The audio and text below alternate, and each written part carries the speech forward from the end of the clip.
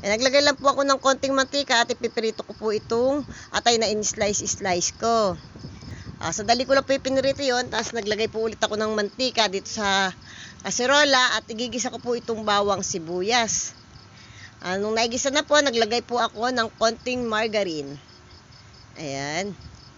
Pagkari po niyan, nilagay ko na po itong hotdog. Piprito ko lang po sandali yan para magkaroon ng lasa. Nung naprito na po, ayan, naglagay na po ako ng tubig. Bahala na po kayo kung gaano karaming tubig ang ilalagay nyo. Tapos po, nung kumukulo na po, naglagay na po ako ng konting patis. Konti lang po para masarap-sarap lang po yung lasa nitong sabaw. Sarap po kasi yung patis na pagsasabawan. Naglagay din po ako ng konting asin dahil po kulang po yung alat niyan. At naglagay din po ako ng konting seasoning. At saka po pamintang durog. Ayan. Maglagay din po ako ng chicken cubes para po malinamnam yung sabaw.